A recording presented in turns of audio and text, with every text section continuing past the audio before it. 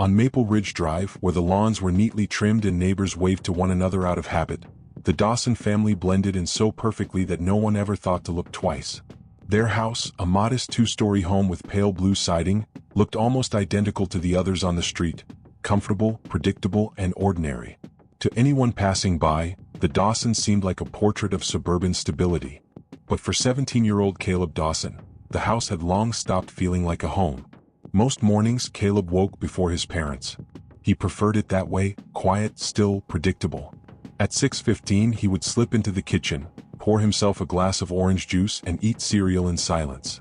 The house at that hour felt almost peaceful, untouched by the chaos that usually erupted later in the day.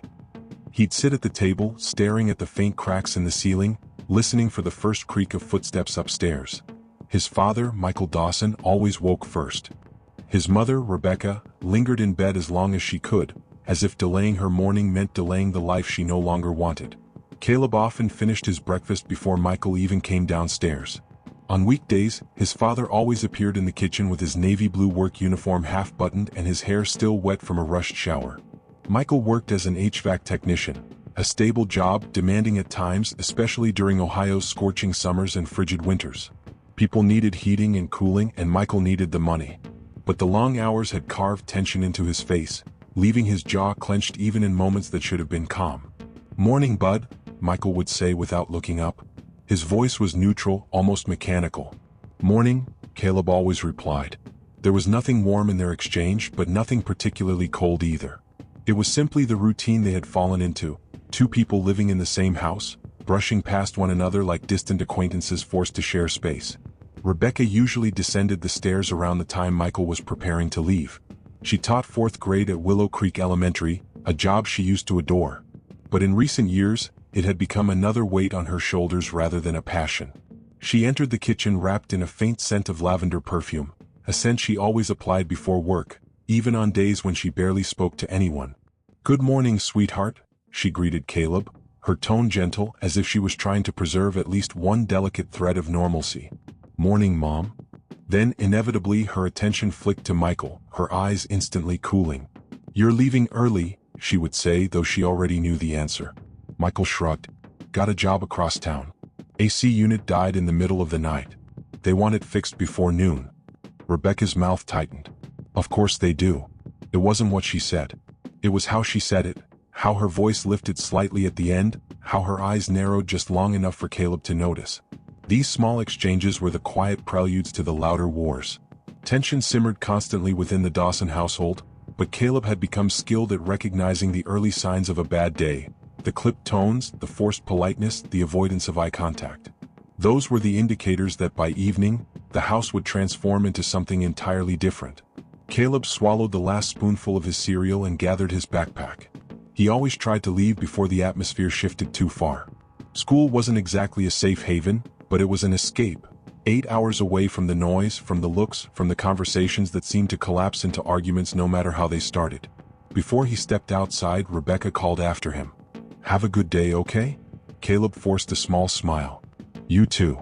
But as he walked down the driveway, he heard the front door close, followed by the muffled rumble of his parents speaking in low, sharp voices. The words weren't clear, but the tone was unmistakable. The day had barely begun, and already the tension was rising. At school, Caleb drifted between classes unnoticed. He wasn't unpopular, nor was he particularly outgoing. He existed in the quiet middle, known but not known well. Teachers admired his intelligence, though many had recently commented on how exhausted he looked. Friends invited him to sit with them at lunch, though he rarely talked. When people asked if everything was okay at home, he gave the same answer every time: "Yeah, just tired." It was easier than explaining the truth. Caleb often wondered when the Dawson family began to fall apart. He didn't remember a single moment that started it all. No dramatic fight, no sudden betrayal. But he remembered gradual changes. Whispered conversations behind closed doors, nights when Michael didn't come home until after midnight, days when Rebecca seemed distracted and distant, her phone always within reach. Eventually, he discovered the truth: his mother's affair with the athletic coach at her school. And later, his father's brief involvement with a co-worker.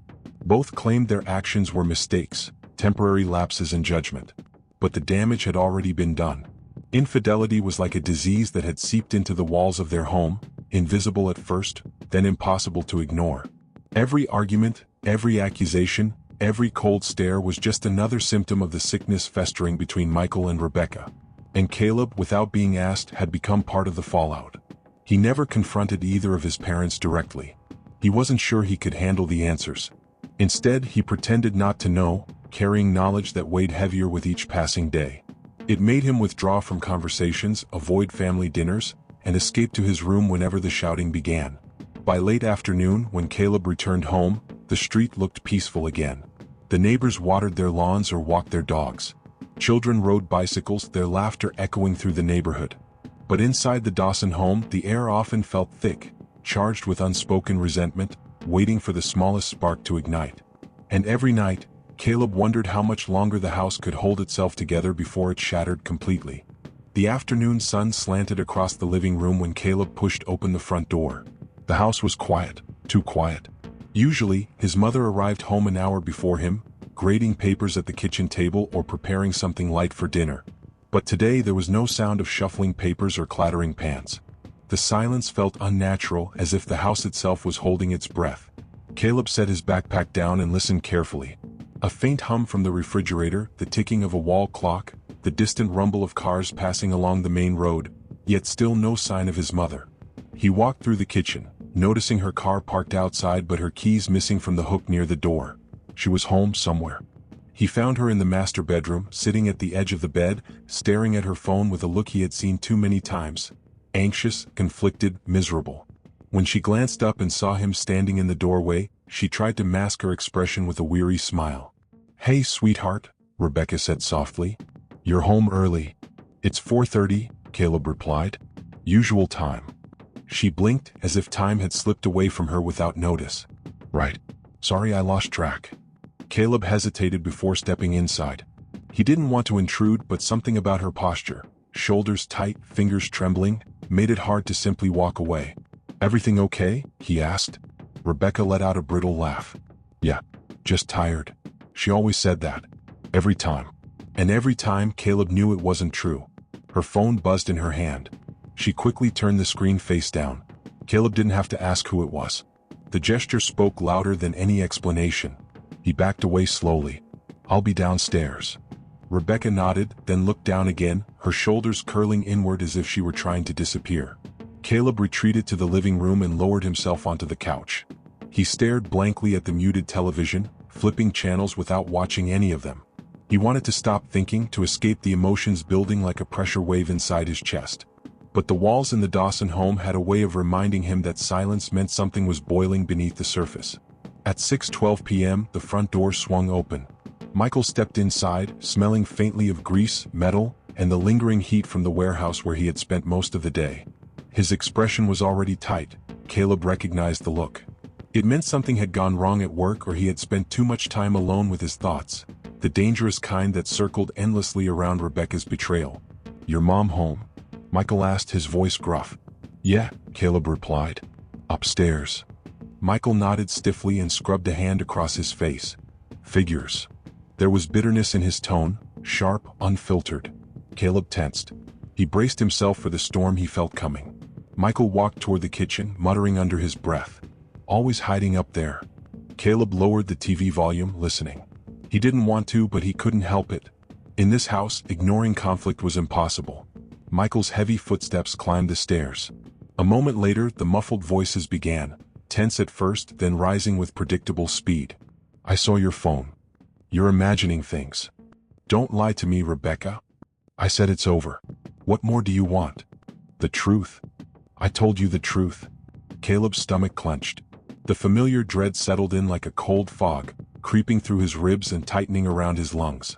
He stared at the blank television screen, its dark reflection showing little more than his outline. A boy stuck in a place where he didn't belong but couldn't escape. He heard a thud, Rebecca slamming a drawer shut. Then Michael barking something unintelligible. Then her voice cracking, trembling. Caleb stood up, pacing the edge of the living room rug. He didn't want to intervene. He had learned long ago that stepping between them only made things worse. He would be dragged into it, forced to choose a side, forced to carry accusations that weren't his. Still, each argument chipped away at whatever remained of the quiet, steady boy he used to be. At 7:04 p.m., the shouting stopped abruptly. Silence descended in a way that was almost worse than the noise. Caleb waited for one of them to storm downstairs. He expected Michael to leave the house or Rebecca to retreat into the kitchen in tears. But no one moved. Minutes passed.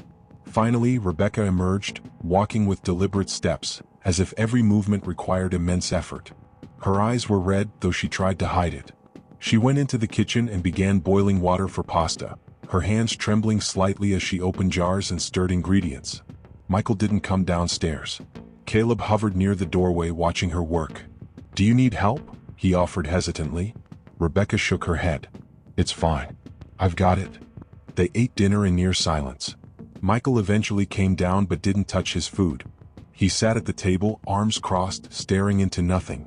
Every now and then his gaze drifted toward Rebecca with a simmering resentment that made Caleb's skin crawl. When dinner ended, Michael vanished into the garage. Rebecca washed dishes with her back turned, shoulders slumped forward. Caleb went up to his room and closed the door gently. He lay on his bed, staring at the ceiling, willing himself not to think, not tonight. But thoughts intruded anyway. He wondered how long this could continue. How long before another fight shattered the thin layer of calm holding the family together? How long before one of them finally walked out, or worse? Caleb rolled onto his side, squeezing his eyes shut. He wanted sleep to come quickly, to drag him away from the suffocating reality of being trapped between two people who had stopped loving each other long ago. But just as he felt himself drifting, he heard the garage door slam. Then footsteps. Then yelling again, this time louder.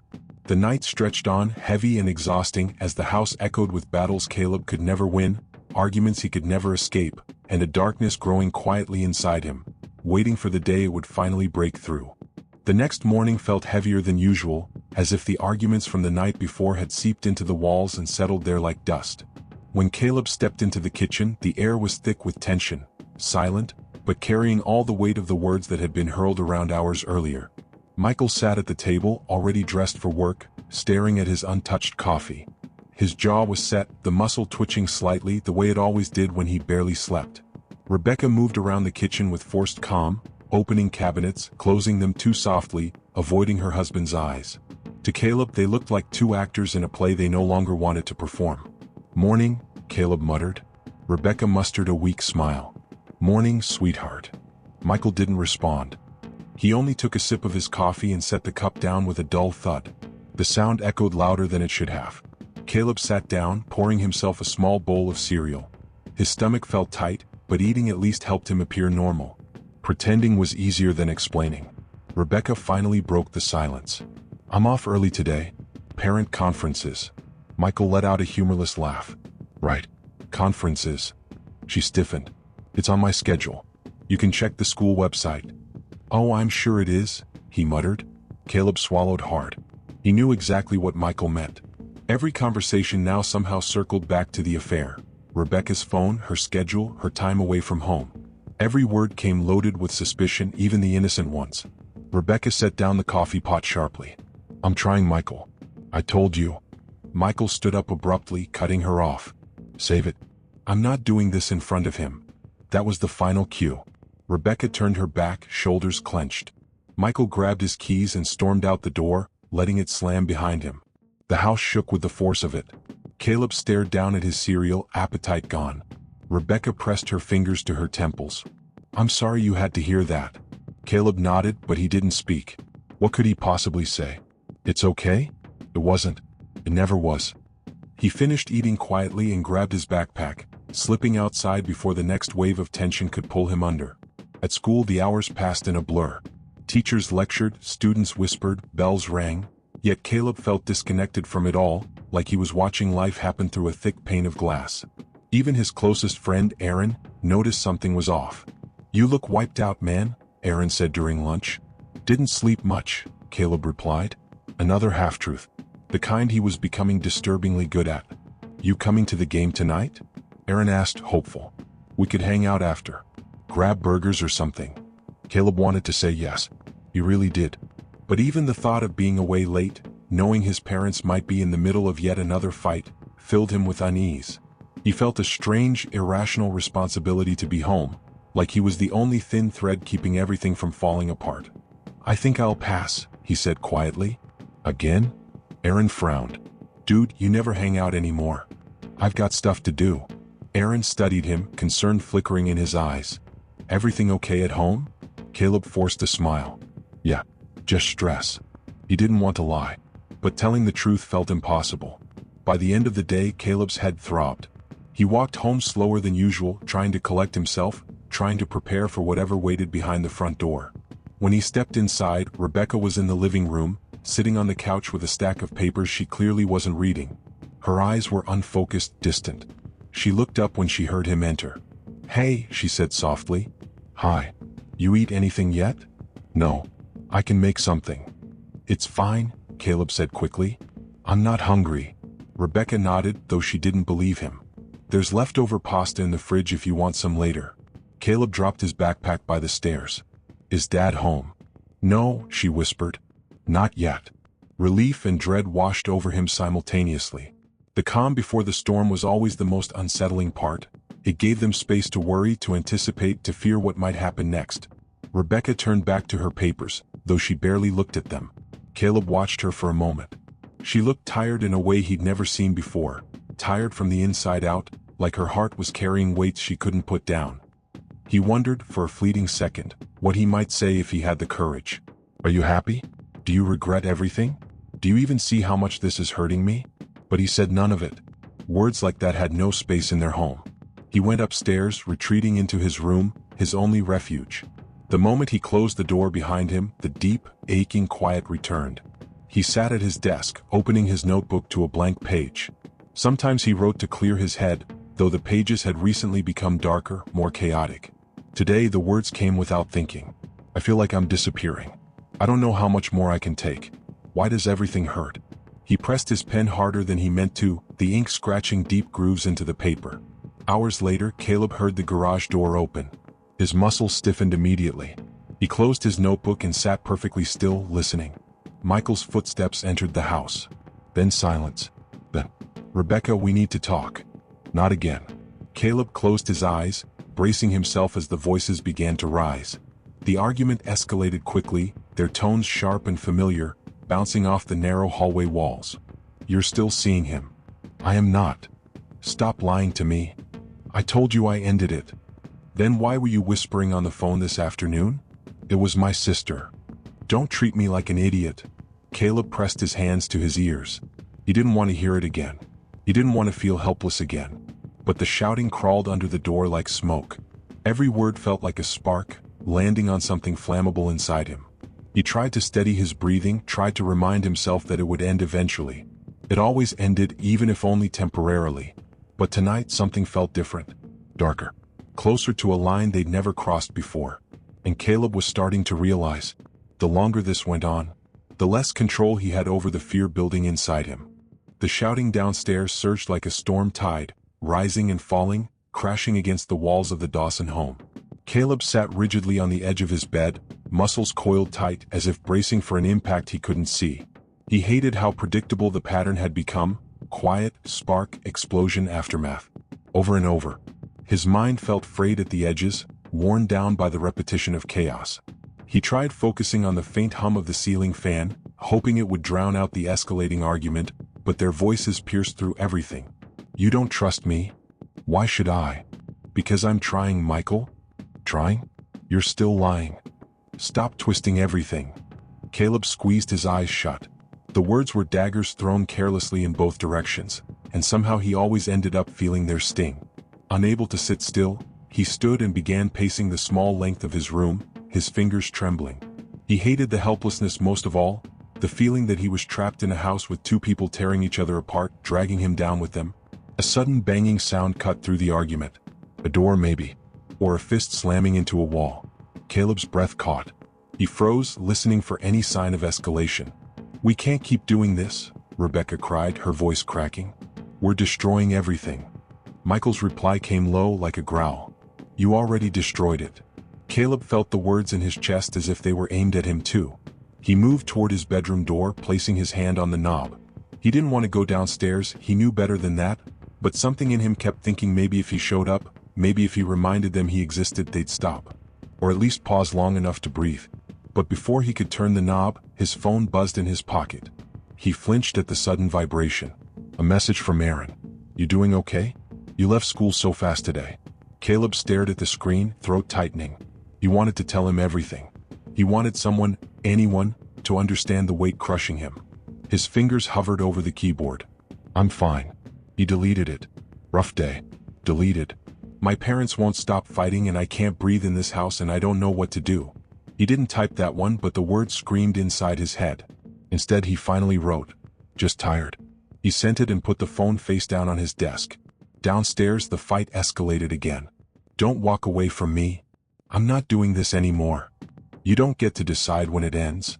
A crash rang out, something falling, maybe breaking. Caleb jolted, heart thudding violently. He opened his bedroom door an inch, listening hard. "Michael, stop." Rebecca's voice trembled, not with anger this time but fear. Caleb froze. It was the first time he'd ever heard that note from her. The first time the argument felt like it had crossed into dangerous territory. Seconds stretched painfully. Then footsteps stomping. The front door slammed open. And slammed shut. Silence. Not the calm kind. An eerie, hollow kind. Caleb's breath came out shaky. He stepped fully into the hallway. Rebecca sat at the bottom of the stairs, shoulders hunched, head in her hands.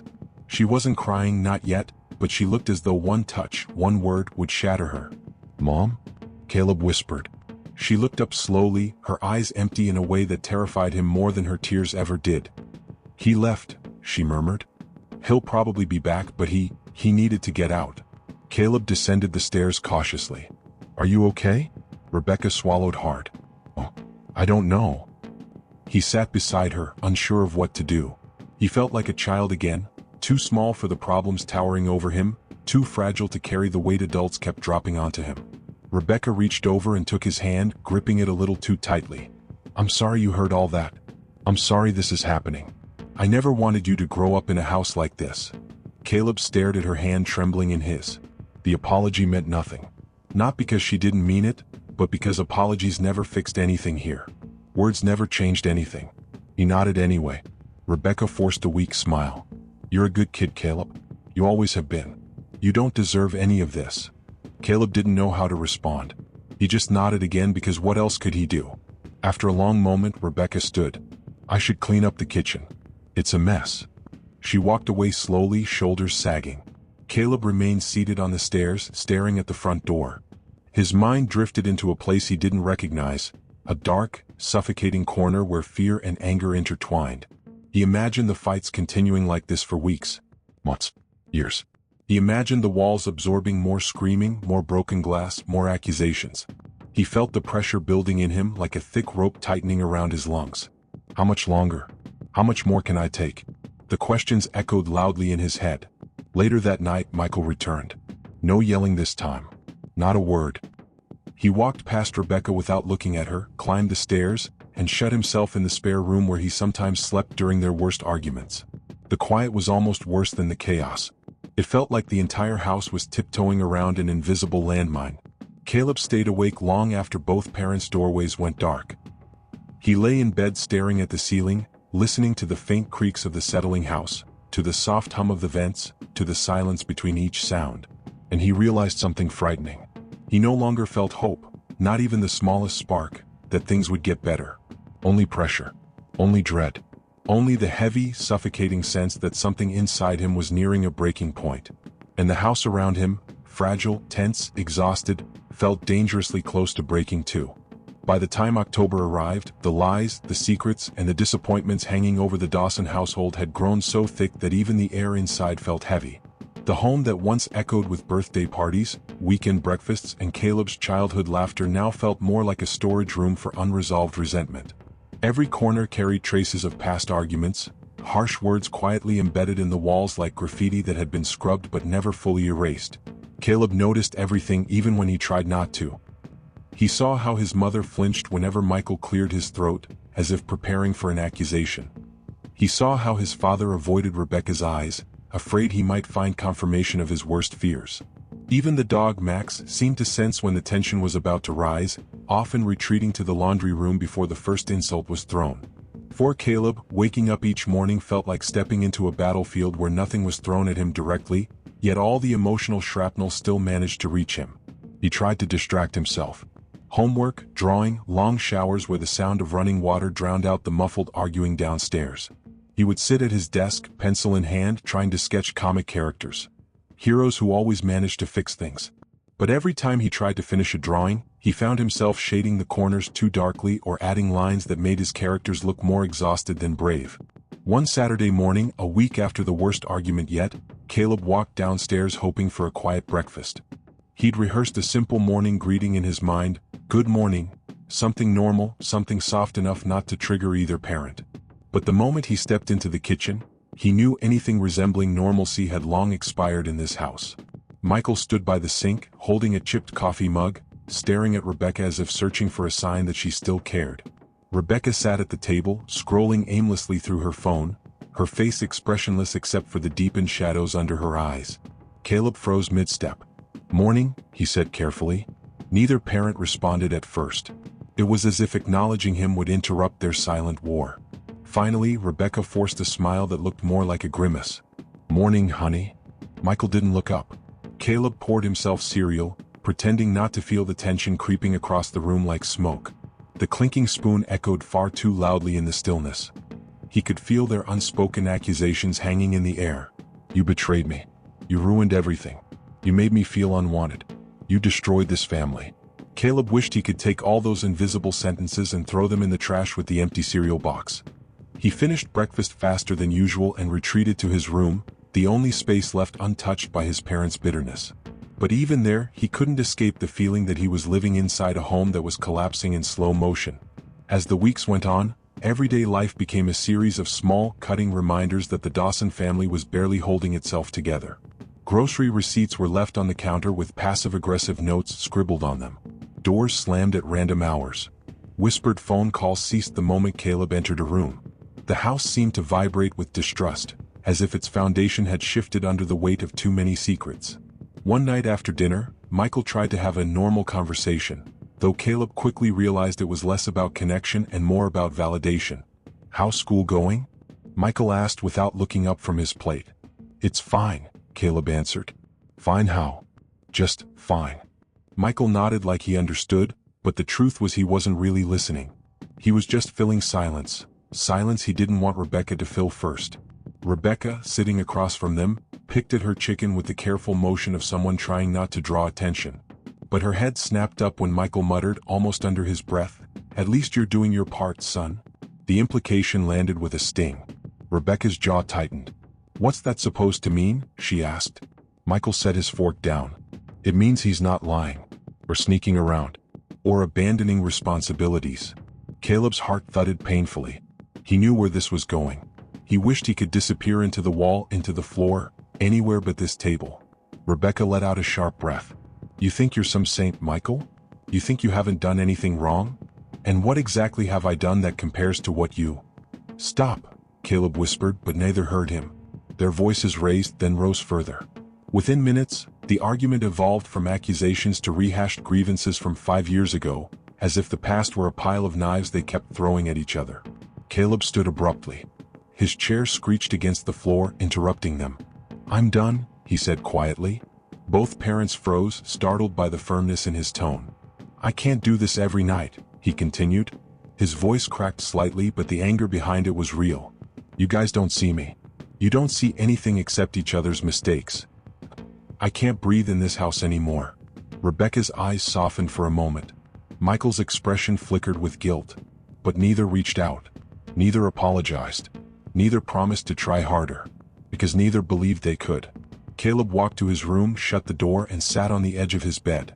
For the first time he allowed himself to cry, not from sadness alone, but from exhaustion, fear, frustration, and a desperate longing for peace. Even silence felt heavy now, as if it carried the echoes of every hopeless argument he had witnessed. As he wiped his eyes, he realized something frightening. The home he had grown up in no longer felt like a home. It felt like a ticking clock, counting down to something terrible he couldn't yet name. But deep down he sensed it. Something was coming. Something irreversible. And the Dawson household, already cracked and fragile, would not survive what was waiting on the horizon. By the time November drifted in with gray skies and early sunsets, the Dawson household had become a place where every sound, Every sigh, every footstep, every door closing, seemed charged with electricity. The tension didn't explode every day, but it hovered constantly, like a storm cloud waiting for the right crack to release lightning. Caleb felt himself moving through each day in a slow, dreamlike haze. He woke up tired, sat through classes half awake, and often stared at his teachers without registering a single word they said. His friends asked if he was sick. One teacher pulled him aside to ask if everything was okay at home. Caleb lied and said he was just stressed about college applications. The truth was much heavier. He had developed a habit of staying at school longer than necessary, roaming the hallways or sitting in the library even when he had no assignments left. Being home meant becoming the silent witness to two adults tearing each other apart one argument at a time. Arguments he was always forced to hear, even when he hid behind closed doors. One Wednesday afternoon, after avoiding home for as long as he could, he finally walked through the front door and heard the tail end of another fight. Rebecca was crying in the living room, sitting on the edge of the couch with her hands trembling. Michael stood across the room, his face flushed with frustration and confusion. The TV was on, but neither was watching it. "You promised," Rebecca said, her voice thick. "You promised you'd stop checking my phone. I wouldn't have to check it if you didn't keep lying." Michael barked. "You think I don't notice when you sneak outside to make calls? Or when you delete messages?" Caleb froze in the hallway. The last thing he wanted was to be dragged into another confrontation. He slowly stepped back, hoping to slip upstairs unnoticed. But Michael heard him. "Caleb," his father said, turning toward the hallway. "Get in here." Caleb hesitated before stepping into the room. Michael pointed at Rebecca. "Tell her how this is affecting you. Tell her what her affair has done to this family." Caleb's stomach twisted. He glanced at his mother, whose red, swollen eyes silently begged him not to take sides. "I don't want to do this," Caleb whispered. Michael sighed sharply, shaking his head. "See? He's afraid to speak. That's how much your selfishness has torn us apart." Rebecca sat up straighter, the hurt on her face shifting into anger. "Don't put him in the middle, Michael. He's a child. I wouldn't have to if you hadn't destroyed." "Stop," Caleb shouted before he could stop himself. His parents both fell silent. He had never raised his voice at them before. Never. The shock on their faces only made him feel worse. "I'm not doing this," he said, his voice shaking. "I'm not choosing sides. I'm not your referee. I'm not your counselor. I'm your kid. And I'm exhausted." He walked upstairs before either parent could respond. In his room, he closed the door and pressed his forehead against it. He felt dizzy, like the air inside the house had thinned, like he was suffocating in a space that once felt safe. For the next hour, he lay on his bed staring at the ceiling, listening to the muffled sounds of his parents arguing again downstairs. Nothing changed. Nothing ever changed. It was on nights like this that he would pull out his notebook, the one he kept hidden under his mattress. He wrote in it not because he expected anyone to read it, but because it was the only place where he could release everything he was too afraid to say. "I don't know how much longer I can keep doing this. Every day feels heavier than the last. It's like watching two people drown and they keep pulling me underwater with them. I just want it to stop. I don't care how. I just want it to stop." He stopped writing when he realized his hand was shaking. He tucked the notebook away and closed his eyes, hoping sleep would come quickly. It didn't. The next week, his school counselor asked to see him. Mrs. Thompson was gentle, patient, and observant, too observant for Caleb's comfort. He sat in her office, staring at a poster about stress management while she studied him quietly.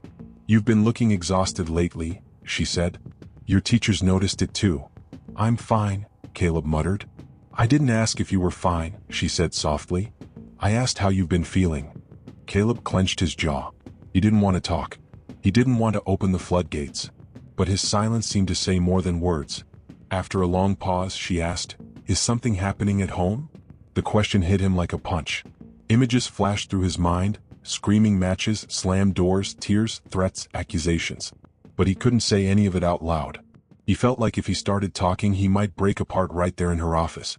"My parents argue a lot," he admitted finally. She nodded gently. "That must be very hard for you." He swallowed. I get tired." "Of the fighting?" "All of it."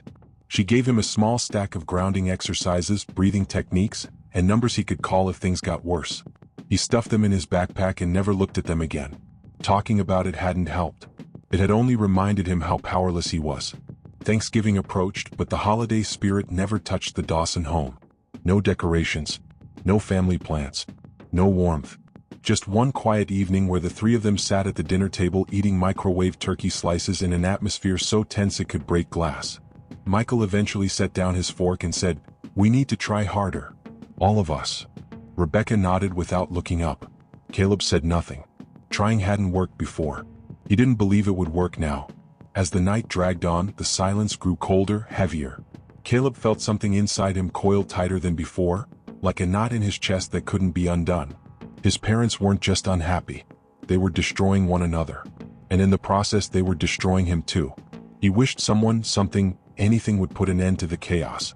He just never imagined the end would come from his own hands.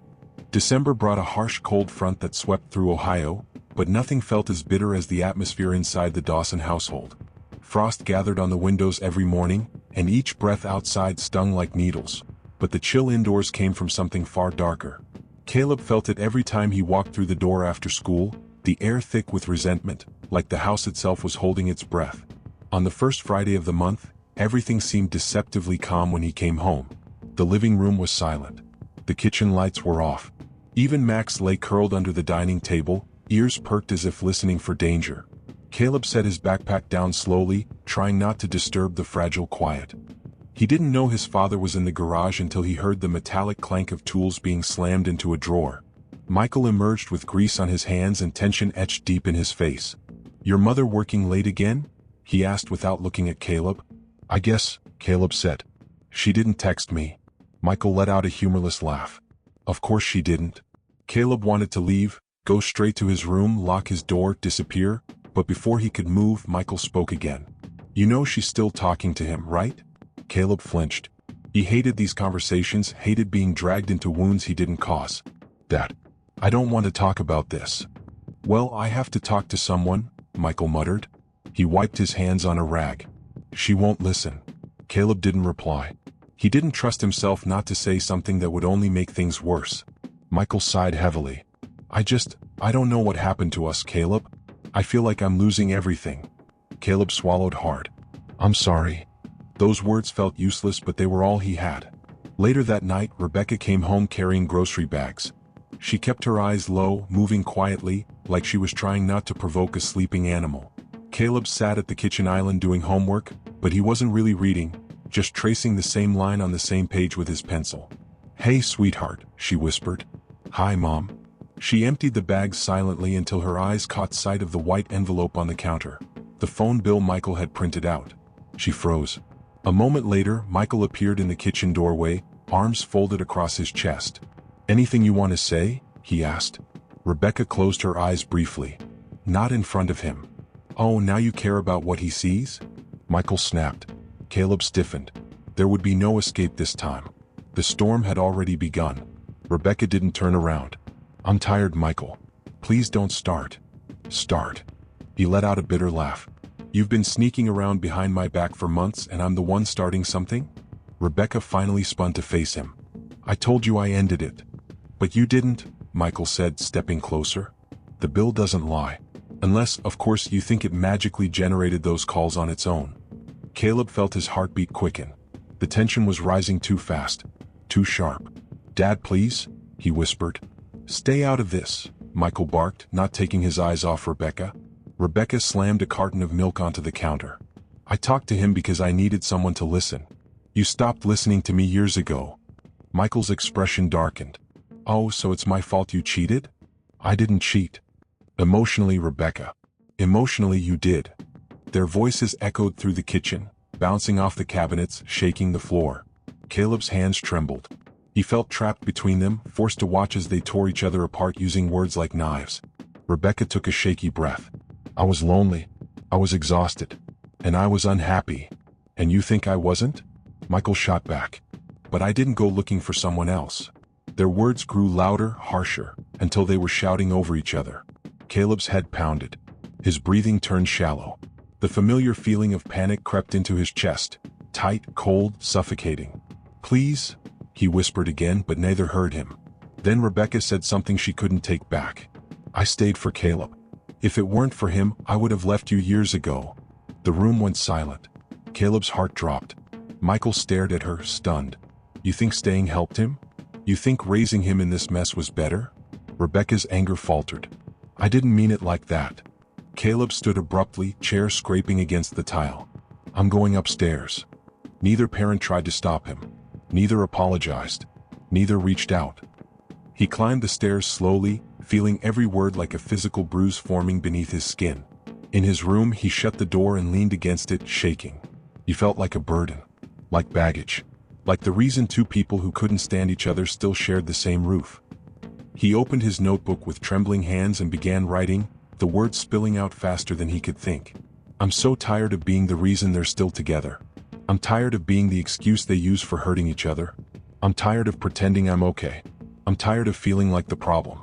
I'm tired of coming home. I'm tired of everything. His handwriting grew messy, almost frantic. He wrote until his hand cramped, until tears blurred the ink. When he finally stopped, he stared at the page in silence. The house downstairs had grown quiet again. But it wasn't the kind of silence that brought peace. It was the silence that follows a bomb explosion, where everything is covered in dust, debris, and the echo of destruction. Caleb closed his notebook and placed it gently under his mattress. Something inside him had shifted. A small fracture. A crack he barely noticed. But it was the beginning of something dangerous, something irreversible. The pressure in the Dawson household wasn't just rising. It was reaching a breaking point. And no one, not Michael, not Rebecca, not even Caleb, realized how close they were to a tragedy that would shatter all of their lives. The week after the explosive confrontation in the kitchen, the Dawson household fell into a suffocating quiet, an uneasy calm that felt less like peace and more like the moment before a building collapses. Caleb could feel it in every step he took. His parents weren't screaming anymore, but their silence was worse. It wasn't the silence of reflection or healing. It was the silence of surrender, of bitterness sealed behind closed doors. Rebecca slept in the guest room now. Michael stayed downstairs until late at night, sometimes sleeping on the couch if he drank too much to climb the stairs. Their separation wasn't spoken aloud, but it lingered heavily in the air, shaping how the house felt, how the evenings unfolded, and how isolated Caleb became. He tried filling his time with schoolwork, but focusing had become almost impossible. Teachers asked him questions he didn't hear. Friends asked if he wanted to hang out, and he always said he was busy, even when he wasn't. Homework piled up. His participation grade plummeted. He wasn't failing yet, but he was slipping. Quietly. Rapidly. One afternoon, his English teacher, Mr. Norrell, asked him to stay after class. When the last student left, the classroom door clicked shut, and Caleb felt tension coil in his stomach. He didn't like attention. Attention meant questions. Caleb, Mr. Norrell said gently, leaning against his desk, you're one of the brightest students I have. But for the past couple of months, you've been somewhere else. I'm okay, Caleb mumbled, eyes fixed on a scratch on the floor. You're not, the teacher said, not unkindly. And that's all right. But you need to talk to someone. Caleb forced a smile.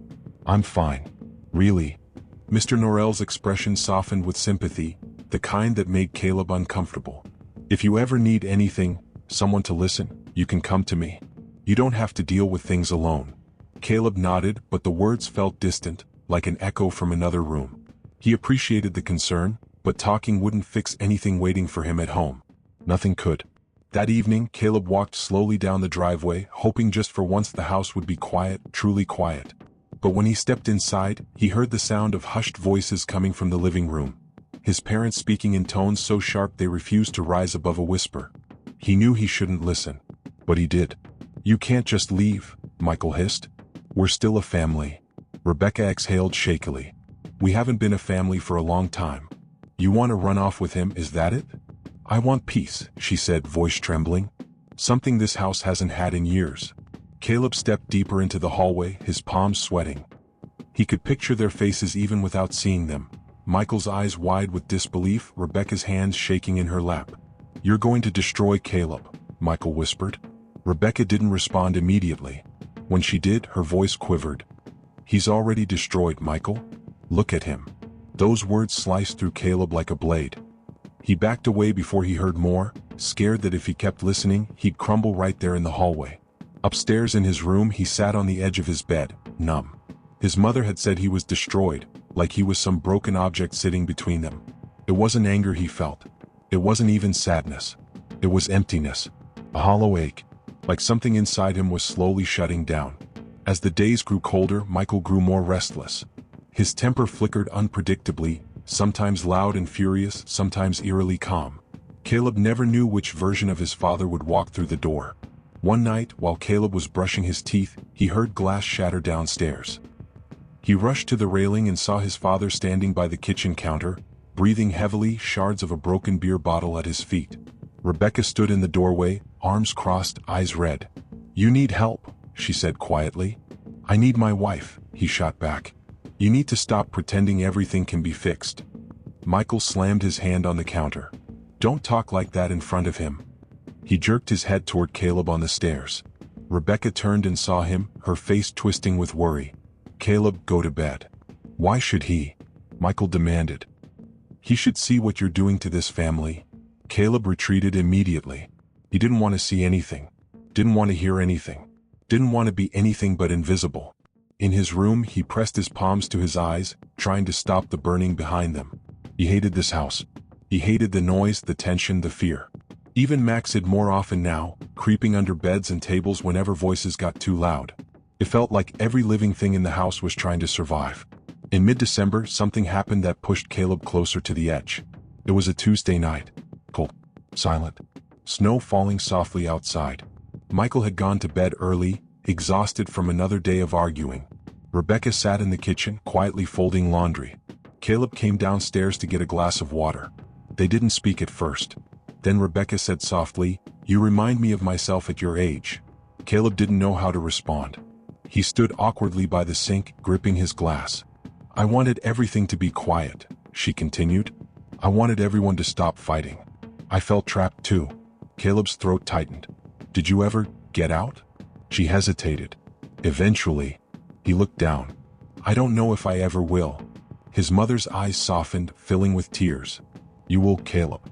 You're stronger than you think." He wanted to believe her, but he didn't, because every day felt like another brick added to the weight on his chest. And even strong things break when enough pressure is applied. Later that night, he found himself unable to sleep. He sat at his desk staring out the window, watching snowflakes drift under the streetlights. The world outside looked peaceful, untouched by the chaos inside his home. His notebook called to him again. He opened it and wrote, "I can't breathe here. I can't keep living like this. I feel like the walls are closing in. I don't know how to make it stop." He pressed his pen harder, carving the words into the page. I need it to end. He didn't know what it meant. The fighting? The fear? The house? His life? He only knew something had to break. And the Dawson household had run out of things left to break except the people inside it. Detective Marcus Hale stepped out of the interview room and closed the door gently behind him. The hallway outside was cold and muted, the kind of silence that felt deliberate, like the building was holding its breath. He took a slow exhale. Brian Whitmore's emotional spiral during questioning had been real, raw, and volatile, but something in the boy's behavior still didn't sit right with him. There was fear, yes, but also calculation. A strange hybrid that Marcus rarely saw in juvenile suspects. Detective Naomi Carter joined him by the wall, arms crossed, brow tight. "He's hiding something," she said, reading his face easily. Marcus nodded. "He is. The question is whether he's hiding guilt or trauma." They began walking toward the observation room, their shoes tapping in sync across the linoleum. The precinct felt unusually tense that evening. Even officers not assigned to the case were lingering, whispering. A parricide case always spread through the department like an unpleasant chill. Inside the observation room, the overhead fluorescent light flickered once before steadying. On the other side of the one-way glass, Brian sat alone in the interview room, elbows on the metal table, fingers tapping rapidly against each other. A nervous rhythm. A boy drowning in panic, or an offender losing control. Naomi narrowed her eyes.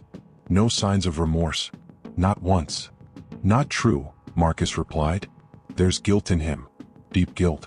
But it's not about the murders themselves. Something else is eating him alive." Naomi sighed.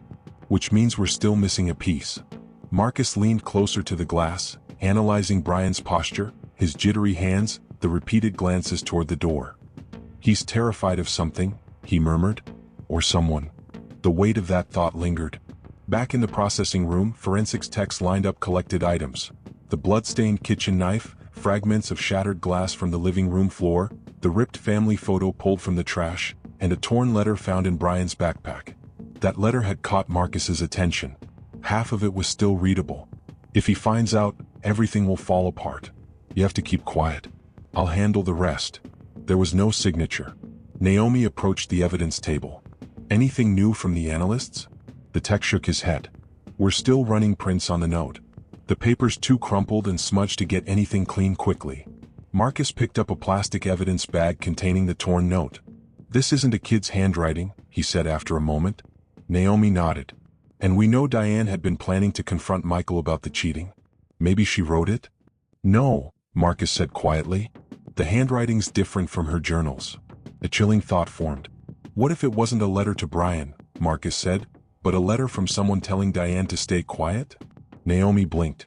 About the affair? Or something else? The texts exchanged uneasy glances. Marcus felt the pieces trembling at the edges but not yet forming a picture. Later that evening they returned to the interview room. Brian's posture stiffened immediately when the detectives entered. He looked exhausted, dark circles under his eyes, cheeks blotched from crying, hands shaking subtly. Brian, Marcus began calmly, settling into the chair. We want to understand what you were afraid of before the murders happened. Brian swallowed hard. I already told you, my parents were fighting. It was getting worse. That's all. That's not all, Naomi said softly. You know it isn't. His jaw clenched. Marcus placed the plastic evidence bag with the torn note on the table. Brian's pupils widened instantly, a reaction too quick to hide. Where did you get this? Brian whispered. It was in your backpack. Brian pressed his palms together, trembling. It's nothing. I just kept it because... You knew who wrote it, Marcus finished for him. Silence. Brian stared at the table, a tear sliding down his cheek. I can't, he whispered. I can't say anything. Why not? Naomi pressed gently. Because he said he'd ruin everything. He said he'd make me regret it. The detectives exchanged a silent look. He? Marcus asked. Who is he, Brian? Brian's chest rose and fell rapidly. Panic flooded his expression, his breaths uneven and shallow. He was spiraling. Marcus leaned in just a bit. Brian, listen to me. Whoever you're afraid of, he's not here. He cannot hurt you right now. But if you keep protecting him, if you keep taking the blame for something you didn't fully do, you will lose everything. At that, Brian squeezed his eyes shut, his voice breaking. You don't understand. He was always watching us. He knew things about our family, things he shouldn't know. He said my parents would destroy themselves if they didn't listen. Naomi froze. Who said that? Brian opened his eyes slowly, tears pooling. My father's business partner. Marcus felt something cold settle in his stomach. Michael Whitmore's construction company had been struggling financially for the last 2 years. Rumors of under-the-table deals floated around, but nothing concrete had ever surfaced. If a partner was involved in something illegal, and Diane found out, it could explain everything. The affair, the threats, the secrecy, the fear. Did he ever threaten your mother? Marcus asked. Brian nodded. And your father? Another nod. Naomi leaned forward. Did he ever threaten you? Brian's voice was a faint whisper. He told me, if I ever talked, he'd make my family disappear. Marcus felt his pulse quicken. So why the murders, Brian? If your parents were the ones being threatened, what pushed things over the edge that night? Brian looked up, tears spilling. Because they were planning to run, he said. Mom told Dad she couldn't take it anymore. She wanted to expose everything. Dad agreed. They wanted to go to the police, start fresh. They were packing their things. Naomi's breath caught. And I panicked, Brian continued. The partner told me they'd die if they tried. He told me I had to stop them. He told me it was the only way to save them. His face twisted into anguish. I didn't want to do it, he sobbed. I swear I didn't. But I thought he was going to kill them. I thought I was choosing the lesser evil. Naomi whispered, Oh my God. Marcus felt the weight of the case shift entirely. Brian wasn't just a troubled teen committing impulsive violence. He was a manipulated pawn in something much darker. Brian, Marcus said quietly, what is this partner's name? Brian hesitated, trembling so intensely the chair beneath him shook. Finally, through clenched teeth, he forced out 2 trembling syllables. Eric Dalton. The detectives exchanged a sharp, alarmed glance. Marcus rose abruptly and stepped out of the interview room, his mind racing. Naomi followed closely behind him, fear and urgency mirrored in her expression. Eric Dalton wasn't just any business partner. He was already on a federal watch list. And if Brian was telling the truth, the murders of Michael and Diane Whitmore were only the beginning of something far bigger. Something that wasn't over yet. Detective Marcus Hale walked briskly down the corridor toward the operations room, his steps sharp and uneven. Naomi followed close behind, trying to match his pace, but even she felt the sudden surge of urgency that had taken over him. The moment Brian whispered the name Eric Dalton, the atmosphere of the entire case had changed. Eric Dalton wasn't just a businessman. He was a ghost in the system, someone who floated on the edges of criminal investigations without ever landing in the center. Rumors tied him to extortion, intimidation networks, unregistered offshore accounts, and the disappearance of a whistleblower 2 years earlier. But he had always slipped through the cracks. No evidence ever stuck, no witness ever spoke. Until now. As Marcus pushed into the operations room, the tech analyst looked up, startled. "Pull everything you have on Eric Dalton," Marcus ordered immediately. "Financials, phone logs, old case files. Anything. I want it on the board in 10 minutes. The analysts exchanged nervous glances but sprang into action. Fingers flew across keyboards, printers began spitting out documents, and the room filled with frantic energy. Naomi joined him at the center console. If Brian's telling the truth, then Dalton manipulated that kid into murdering his own parents. And he did it to silence them, Marcus said, jaw tight. "We're not dealing with a family tragedy anymore. This is a cover-up operation." Naomi swallowed hard. "Which means Dalton knows the police are involved now. If he feels threatened, he won't stop," Marcus finished. "Not until every loose end is gone." A cold realization settled between them. Brian's life was in danger. Brian sat alone in the interview room again, hugging himself, rocking slightly. The confession had drained him, emotionally and physically. He felt lighter yet more terrified than ever. He had finally spoken the name he feared most, the man who had slipped into their lives like a shadow, promising safety while cultivating fear. He remembered Dalton's voice, low and controlled. "If they talk, they die. If you talk, all of you die." At 14, Brian believed it. At 15, he still did. The door opened abruptly, snapping him out of his spiral. A uniformed officer stepped in. "We're moving you to protective custody," the officer said. "Pack your things." Brian had no things, just a blanket folded on the chair. He stood slowly, unsure if this was good news or the beginning of something worse. Back in the operations room, Naomi pinned a photo of Eric Dalton to the board. A clean-shaven man in his early 40s, sharp features, expensive suit, eyes that didn't smile even when his mouth did. He looked polished, respectable. Marcus stared at the picture. "He hides in plain sight." "Always has," Naomi replied. "Do we have his address?" One of the analysts approached with a tablet. "Last listed residence is a penthouse apartment downtown, but property records show it was sold 2 months ago." "Cars?" Marcus asked. "Registered vehicles haven't been updated in a year." "Of course they haven't," Marcus muttered. Naomi crossed her arms. "We need to assume he knows Brian talked. He might have been monitoring the family long before the murders." Marcus nodded grimly. "We'll trace phone pings. Check surrounding towers near the Whitmore residence the night of the murders. If Dalton was in the area, we'll know." "Already running it," the analyst replied. "Good. Once we find him, we move immediately." Naomi hesitated. "Do you think Brian told us everything?" Marcus sighed. "No. Brian's only given us what he emotionally could handle. But there's more, there always is." He paced slowly, replaying the boy's trembling confession. Something had felt incomplete. What if Dalton wasn't just threatening them? Marcus said finally. What if Dalton had leverage? Something he could exploit? Like what? Naomi asked. Marcus met her eyes. Something worth killing for. At the same time, in a dimly lit up scale lounge across town, Eric Dalton sipped a glass of dark amber whiskey while scrolling through encrypted messages on his phone.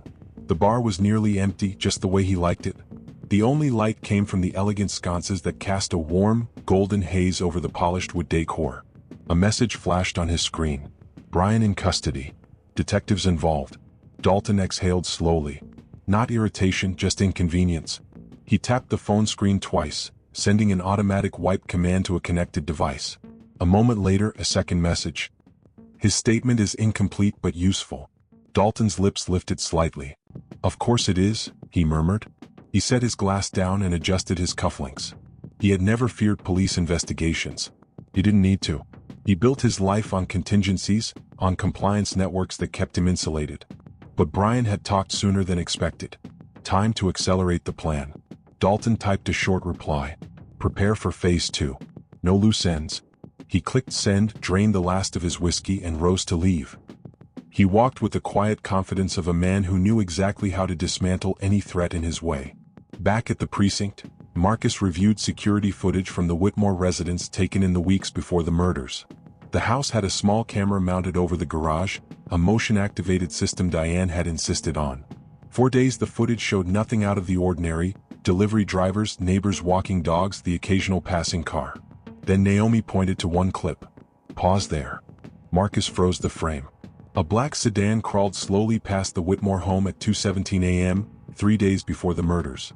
The car didn't stop, didn't speed, didn't break traffic laws. But the headlights dimmed briefly, an intentional flick. Marcus zoomed in as far as the grainy footage allowed. License plates? Naomi asked. No front plate. And too dark to see the driver. A chill prickled at Marcus's spine. Dalton, he whispered. He was scouting the house, Naomi said, making sure they were still in place. Marcus clenched his jaw. He was preparing the stage before using the boy as a weapon. An hour later, Marcus and Naomi entered the secure juvenile holding area where Brian was being temporarily placed. He sat on the small cot, knees pulled to his chest, staring ahead blankly. He looked even younger now, swallowed by the oversized detention uniform. Marcus sat in the chair across from him. Brian, we're going to protect you. But we need to know everything. What else did Dalton threaten your parents with? Brian's head hung low. I don't know if I should. You have to, Naomi said softly. If Dalton stays free, other people could get hurt. Brian squeezed his eyes shut. His voice came out strained. He had files. On Dad. On Mom. On me. He knew where I went to school. He knew about Mom's affair. He knew Dad borrowed money from the wrong people. He knew too much. Then he lifted his face, fear, guilt, and exhaustion simmering behind his eyes. And he told me, if I didn't do exactly what he said, he'd use those files to destroy us. That he'd make my parents disappear one way or another. Marcus leaned forward. Brian, what exactly did Dalton want to hide? Brian inhaled shakily, then whispered. Dad discovered something illegal. Something Dalton had been doing for years. Something about the company's finances. Mom was going to expose it. They were both planning to run. He paused, trembling. And Dalton said, if they talked, he'd kill them. Marcus felt his heart drop. Brian, he said carefully, what did your father find? Brian swallowed hard, eyes filling with tears. He found proof that Dalton was laundering millions of dollars through the construction contracts. Naomi inhaled sharply. Marcus felt the case snap open like a detonating mine. Dalton wasn't just dangerous. He was lethal. And now he knew the police were coming. The moment Brian whispered the words, money laundering, the temperature in the room seemed to shift. Marcus felt a prickling sensation climb up his spine, an instinct sharpened by years of dealing with dangerous men and even more dangerous secrets. Naomi's expression tightened, her mind clearly racing ahead to what this new revelation meant. Money laundering wasn't a small, contained crime. It was the kind of offense that required networks, connections, offshore accounts, forged invoices, and, most importantly, silence. Silence enforced by intimidation or violence. If Michael Whitmore had discovered proof, and if Diane had helped compile it, then the Whitmores weren't victims of a family tragedy. They were casualties of an organized criminal operation. Marcus leaned forward slightly, his voice low. Brian, did your father tell you what exactly he found? Documents, files, anything you saw? Brian nodded shakily. I saw papers, spreadsheets, transactions that didn't make sense. Dad said Dalton was hiding money through subcontractors that didn't exist. And there were emails too. Emails Dad printed out and kept in a locked drawer. Where are those documents now? Naomi asked. Brian hesitated, chewing on his lower lip. Dad hid them, somewhere in the house. He didn't want Mom to keep them in her purse anymore because Dalton was watching her. He said the house was the safest place. Naomi exchanged a look with Marcus, one that said everything without a single word. There might still be evidence inside the crime scene. Evidence Dalton clearly hadn't gotten to. Brian, Naomi said gently, did Dalton ever come to your house? Face to face. For a moment Brian didn't answer. His eyes drifted to the corner of the room, as if replaying a memory he had tried hard to bury. Yes, he whispered. Once, a few days before the fight started getting really bad, Marcus stiffened. And what happened during that visit? Brian's breath hitched. His voice cracked as he spoke. He told my dad, "You're in too deep to climb out now." And then he looked at me and said, "Sons pay for their father's mistakes. Don't let your parents ruin your life." Naomi's chest tightened. The sentence lingered in the air, thick with menace. After that, Brian continued, Dad couldn't sleep. Mom kept checking the windows at night. I could hear her whispering on the phone, begging someone for help. Everything got worse. And then it happened. Marcus sat back slowly. The pieces weren't just falling into place, they were locking together. Dalton had created a pressure cooker inside the Whitmore household. The affair, the financial ruin, the threat, it all spiraled into a perfect storm, one that he exploited with expert precision. He didn't need to pull the trigger or hold the knife. He just needed the family to implode. And Brian, terrified and manipulated, had been the weapon. In the operations room, analysts worked at a frantic pace.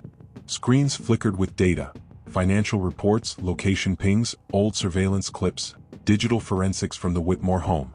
A young tech named Reed hurried over to Marcus with a laptop in hand. "Detective Hale, I isolated the tower hits near the Whitmore residence the night of the murders."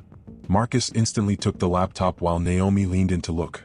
A map appeared on the screen, dots scattered in clusters representing cell tower connections. Reed tapped a blinking red dot. "This one belongs to an unregistered burner phone.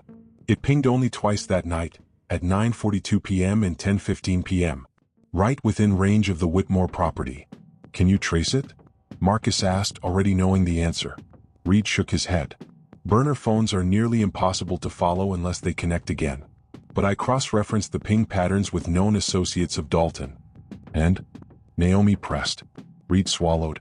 "The ping pattern matches the same burner signature used near a warehouse tied to Dalton's shell company 4 months ago." Marcus's jaw tightened. Dalton was there that night. Or someone working for him, Naomi added.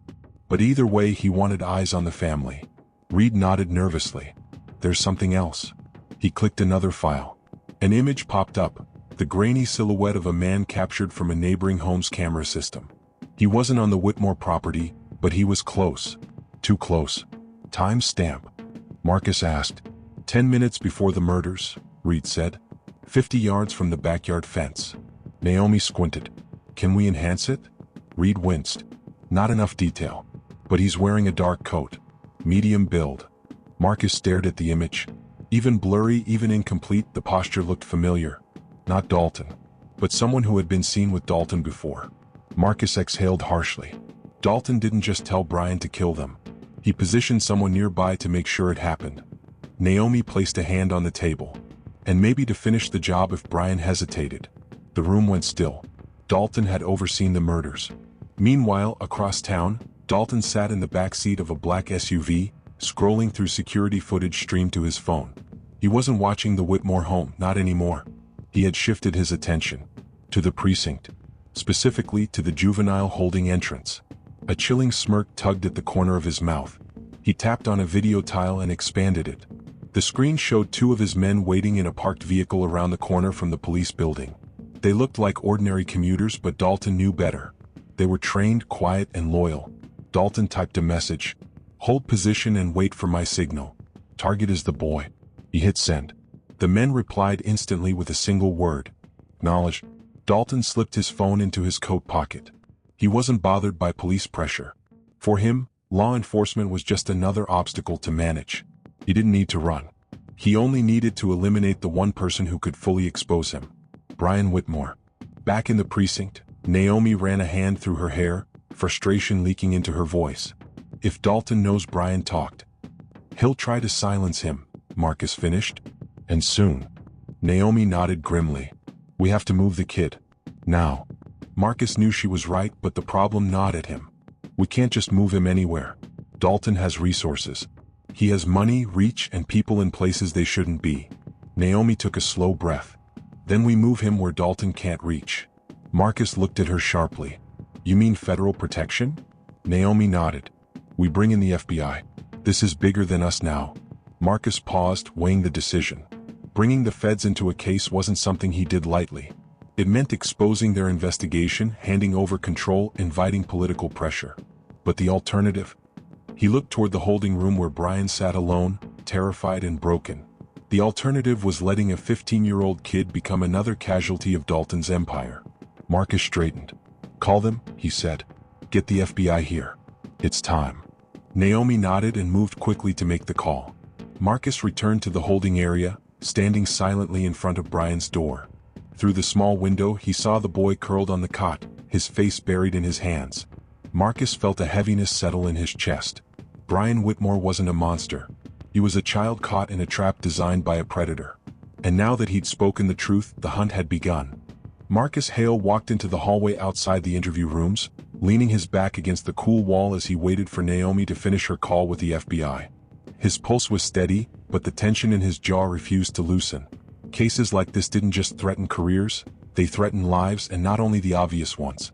Dalton had money, power, loyal men, and a level of cold precision that made him unpredictable. That made him dangerous. The door clicked open and Naomi stepped out, her phone still in her hand, expression tense. "Well?" Marcus asked. "They're coming," Naomi said.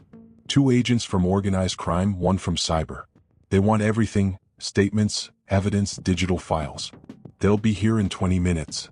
"Good," Marcus replied, though his voice held none of the satisfaction the word implied. "We have to secure the kid until then." Naomi nodded. "Already alerted the juvenile officers. They're moving Brian to the inner holding wing. It's reinforced, shielded, and monitored.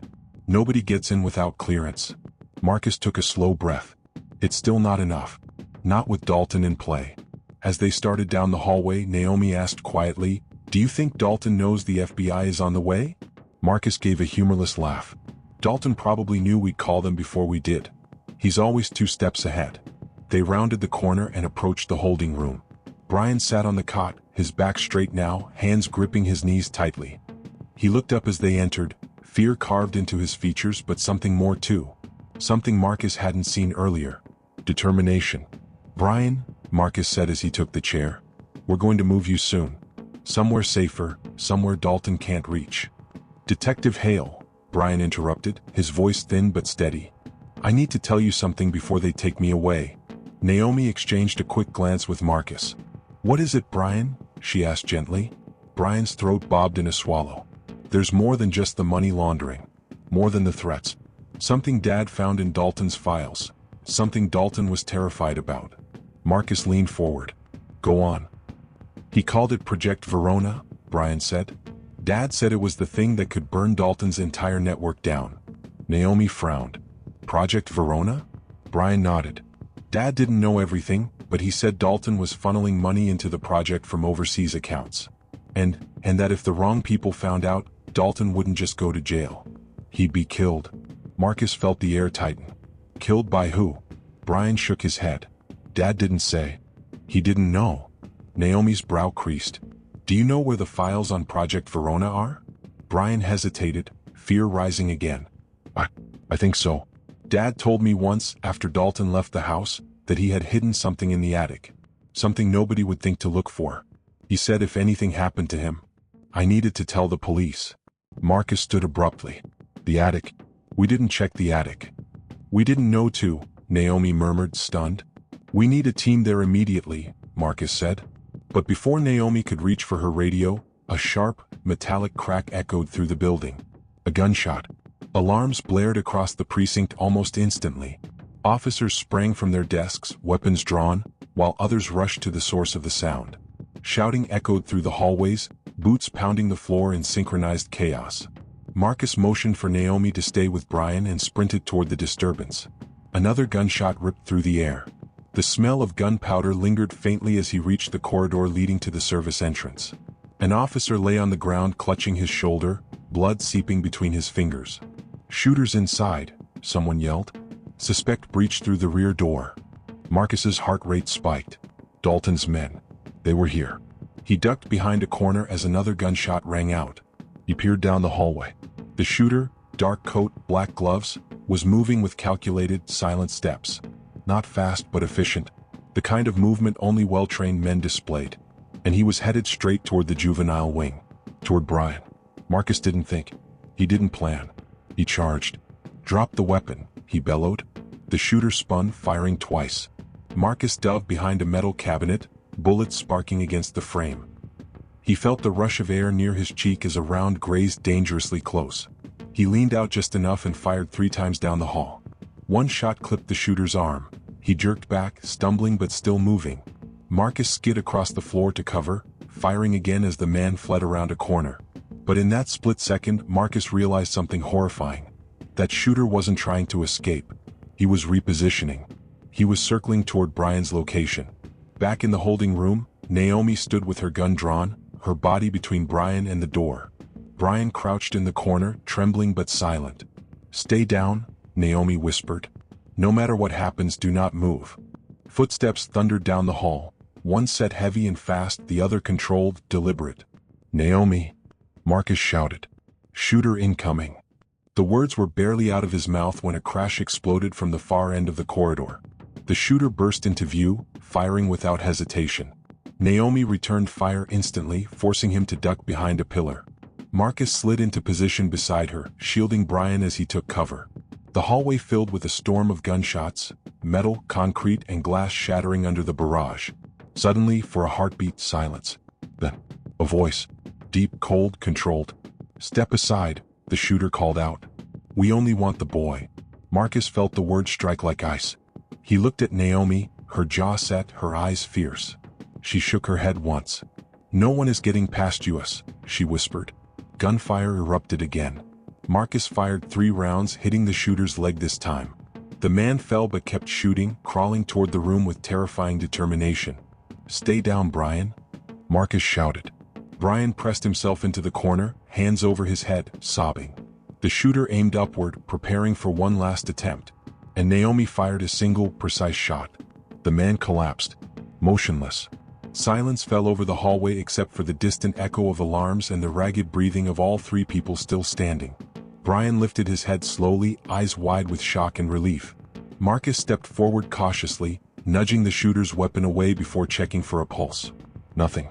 "He's down," Marcus said. "It's over." Naomi exhaled sharply, adrenaline draining from her limbs. But Marcus didn't relax. Because this wasn't over. Not even close. If Dalton sent 1 man, he could send more. The FBI needed to arrive. They needed to locate the evidence in the Whitmore attic. And they needed to shut down Project Verona before Dalton put his next move into motion. Marcus looked back at Naomi. "We need to move. Now." And for the first time since they started this case, Naomi nodded without a single question. Because the real war with Dalton had just begun.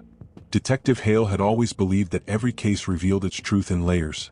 Slowly, stubbornly, and often in ways that left everyone involved bruised. As he sat alone in the precinct's dim interview room after hours, the files of the Maddox case spread before him, he felt the weight of all 3 lives pressing against his chest. Mark, Susan, and Evan.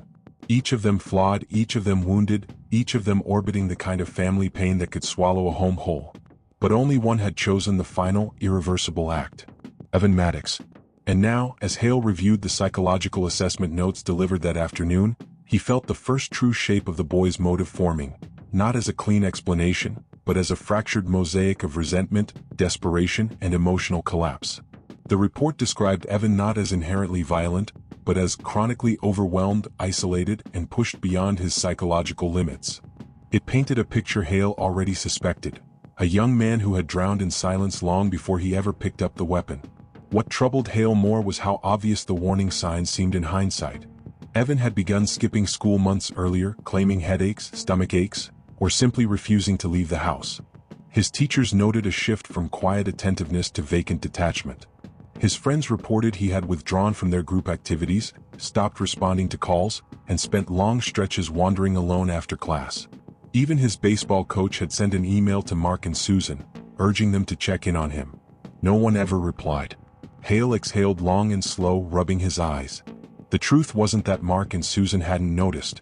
They had simply been too consumed, with their own betrayals, their own anger, their own unraveling, to see the cracks forming beneath their son's feet. They had been fighting so loudly, so constantly, that they failed to hear the quietest cry in the house. Now, in the aftermath, everything felt tragically predictable. Across town, Evan Maddox sat in the juvenile detention center's small recreational yard, staring at the scuffed gravel beneath his shoes. The air smelled faintly of disinfectant and cold wind. Around him, other teens talked or passed time with half-hearted games, but he stayed alone on the far bench, shoulders curled inward, as though trying to make his body smaller than the guilt inhabiting it. A guard stood nearby, watching him with a careful but not hostile gaze. Evan never caused trouble. He barely spoke. He moved like someone carrying an invisible weight across his back, one that grew heavier each day. When his attorney approached, Carla Hendricks, a petite woman with sharp eyes and a voice that balanced firmness with compassion, Evan lifted his head but did not smile. He rarely did anymore. "Evan," she began gently, sitting beside him, "the court hearing is scheduled for next week. I want to go over a few things with you." He nodded. "They're requesting a transfer hearing to determine whether you'll be tried as an adult. I'm fighting it, but I need you to understand what we're up against." He nodded again, slower this time. Carla studied him for a long moment. "I know you don't want to talk about what happened," she said carefully, "but staying silent isn't helping your case. Evan, the more the prosecutors paint you as cold or remorseless, the harder it will be to show them who you really are." His voice came out small. "I'm not cold. I know. They think I don't care," he whispered, jaw quivering, "but I do. I care too much." Carla's expression softened. "Then you need to let them see that." He looked away, eyes tight with emotion he could barely contain. "What good does it do now? They're gone." Carla inhaled, steadying her tone. "Evan, a terrible thing happened. A tragedy. But you're still here. Your story isn't over." But Evan wasn't sure he believed that. The moment he pulled the trigger, those deafening seconds that replayed in his mind over and over, he felt as though something inside him had shattered beyond repair. He didn't know how to reclaim the pieces. Later that evening, Detective Hale visited the detention center, armed not with interrogation tactics or evidence folders, but with something more important, the truth Evan refused to give himself. When Hale entered the room, Evan stiffened, assuming this was another round of questioning. But Hale didn't sit across from him.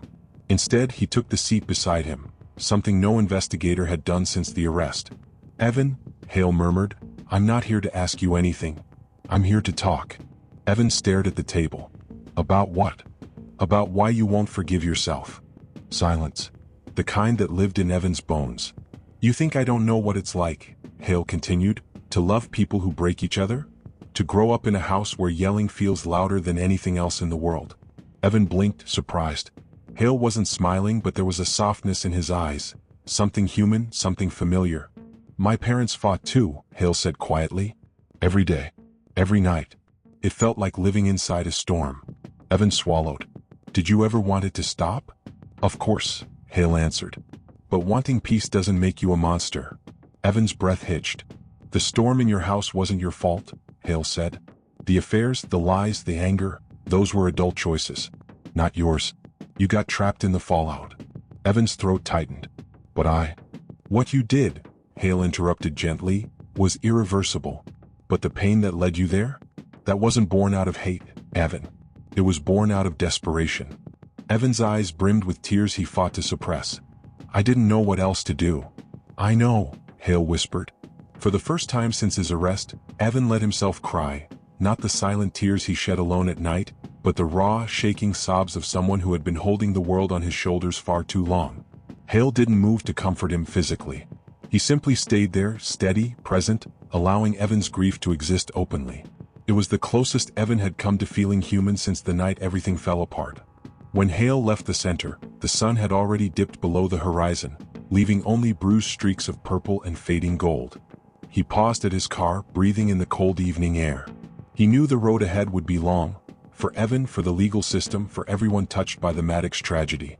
But tonight felt like something had shifted, even if just slightly. Not closure, not forgiveness, but a beginning. A fragile, trembling step toward understanding the boy behind the crime, and perhaps giving him a future not defined solely by the worst moment of his life. The courthouse always carried a certain heaviness, but on the morning of Evan Maddox's transfer hearing, it felt suffocating. The marble floors gleamed under the cold fluorescence, and the echo of hurried footsteps ricocheted down the long hallway. Lawyers, clerks, reporters, and grieving relatives all moved with grim precision, as though aware they were about to witness something larger than a single tragedy, something about justice, youth, and the lines society drew between redemption and punishment. Detective Hale stood near the hallway's east entrance, arms folded as he watched the crowd gather. The case had attracted more attention than he wanted. Teen kills parents, was the sort of headline that sold itself, and every outlet seemed hungry for a fresh angle, a new detail, a way to twist the story into something sensational. Hale despised that part. He had seen too many families torn apart publicly long after they'd been torn apart privately. But today wasn't about the press. Today was about deciding whether a 16-year-old boy would be tried as a child or branded forever with the label of adult murderer. Hale rubbed the back of his neck, tension tightening every muscle. His role today wasn't official. He wasn't required to be here. But something kept pulling him back to Evan. Some quiet instinct telling him that walking away now would mean abandoning the only person still drowning in the aftermath of a household that had already collapsed. Detective. Hale turned to see Carla Hendricks approaching. Her suit was sharp, her dark hair neatly pinned, but her eyes were rimmed with exhaustion. "You ready for this?" she asked. He gave a half nod.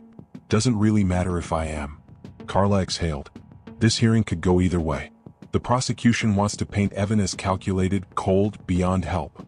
They're going to emphasize the brutality. Hale's jaw tightened. "And what are you going to emphasize?"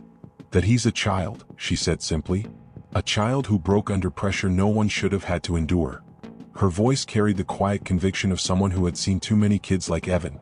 Kids shaped more by chaos than choice. "He trusts you," Hale said. Carla gave a small, tired smile. "I hope so. Because today he's going to need everything we've got." Inside the courtroom, Evan sat at the defense table wearing the plain beige uniforms issued by juvenile detention. His hands were cuffed, but his posture was small, almost fragile, like someone trying to disappear inside himself. The low murmur of reporters and observers blended into a dull hum, but every so often Evan's eyes flicked toward the rows behind him, as if hoping to see someone familiar, someone who could make this nightmare feel less consuming. But his parents' seats were empty. Permanently empty. The realization gnawed at him. When Carla entered, Evan straightened ever so slightly. She offered him a reassuring nod before leaning close. "How are you holding up?" she whispered. Evan swallowed. "I don't know. Just breathe. I'll handle most of this. You only speak if the judge asks you something directly." He nodded. A moment later, Judge Rosalind Kerr entered and the courtroom rose. Kerr was in her early 60s, with a stern face softened by eyes that betrayed a lifetime of seeing people at their worst and hoping they could still become their best. Hale had testified in front of her before. She was fair and she was tough. The hearing began. The prosecutor, Martin Cleary, approached first. A tall man with a stiff posture and a voice designed to sound authoritative, he wasted no time setting the tone.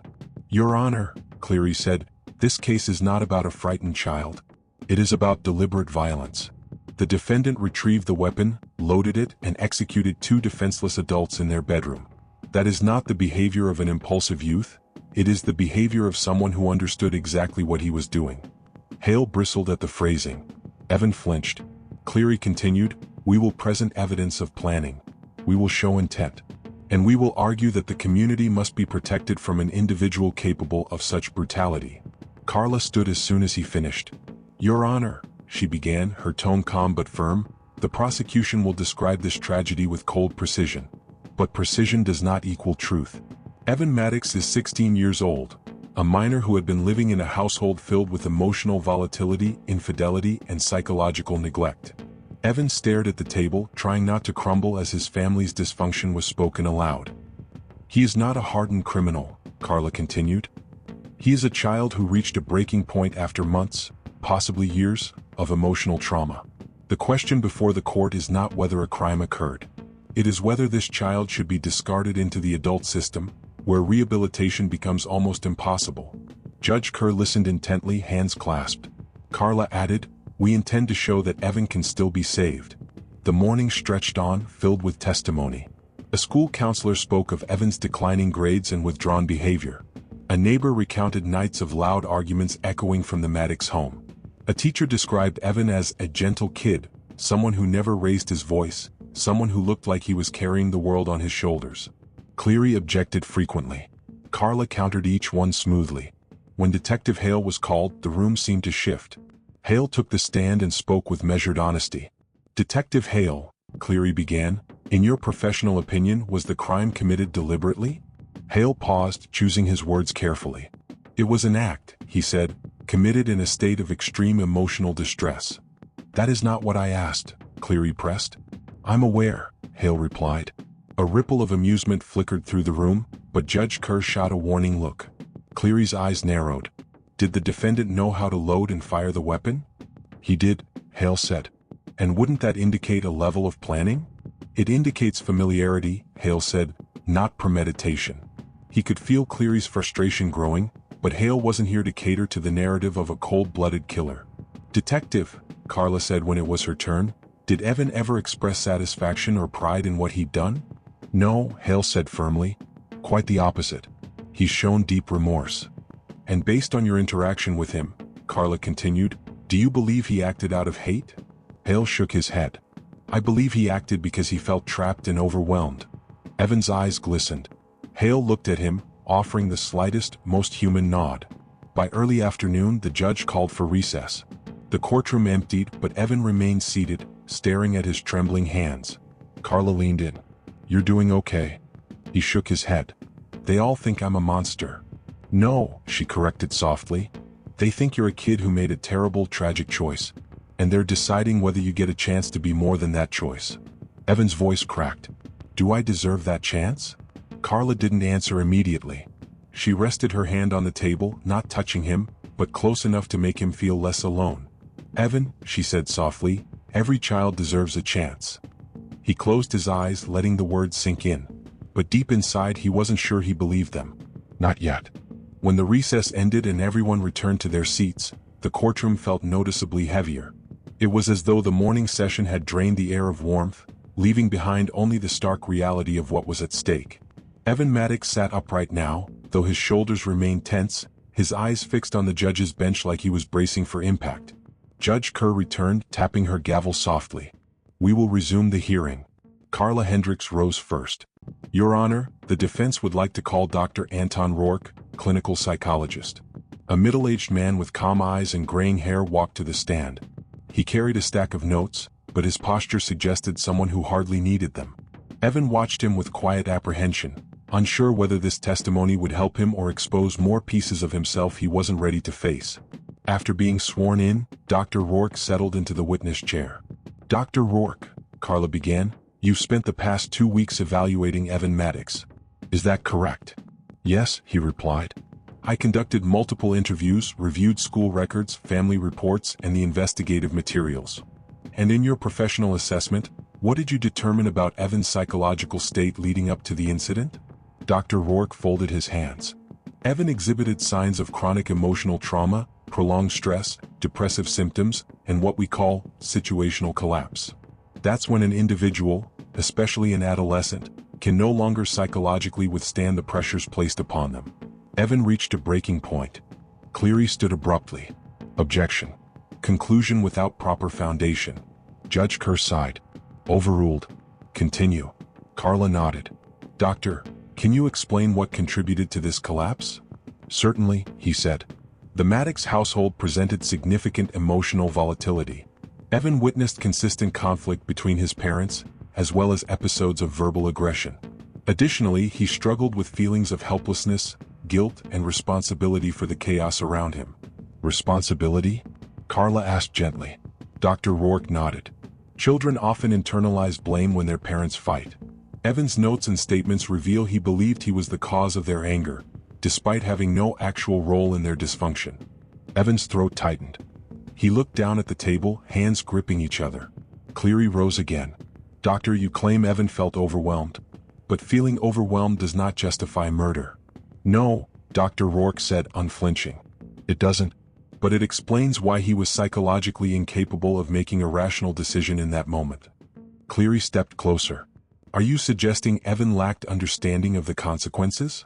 I'm suggesting, Dr. Rourke replied, that extreme emotional stress can impair judgment significantly, especially in adolescents whose brains are still developing. Evan did not act out of malice. He acted out of psychological collapse. Cleary tightened his jaw but said nothing. The judge took notes silently. Carla continued. Doctor, in your professional opinion, is Evan a danger to society? No, Rourke answered firmly. He is not inherently violent. With proper counseling and support, he has a strong chance of rehabilitation. A murmur rippled through the courtroom. Carla nodded gently, then turned to the judge. No further questions. Cleary approached for cross-examination, moving with the confidence of someone who refused to let the tide shift without a fight. "Dr. Rourke," he began, "you say Evan can be rehabilitated. But the reality remains, he killed 2 people. His parents." Dr. Rourke remained composed. "Yes. So how can you claim he is not dangerous?" "Because this act was situational," Rourke said. "Not characteristic. Evan is not someone who lashes out violently under ordinary circumstances. He reached a psychological breaking point. Without that environment, there is no indication he would harm anyone again." "And we're supposed to trust your opinion?" Cleary asked. Judge Kerr shot him a warning look. "Mr. Cleary." Cleary adjusted. "Withdrawn. No further questions." Dr. Rourke stepped down. Carla rose again, her tone shifting to something more cautious. "Your Honor, the defense calls Evan Maddox." The room reacted instantly, audible breaths, rustling clothes, reporters leaning forward. Evan froze. "Do I have to?" he whispered. Carla's voice softened. "Only if you're willing. But I believe the judge needs to hear from you." He hesitated, fear clawing at his chest. But then he saw Hale sitting in the gallery, steady, silent, watching him with a quiet encouragement that somehow held him together. Evan stood. The walk to the witness stand felt impossibly long. His legs trembled with every step, and when he sat, the microphone seemed far too close. A bailiff approached.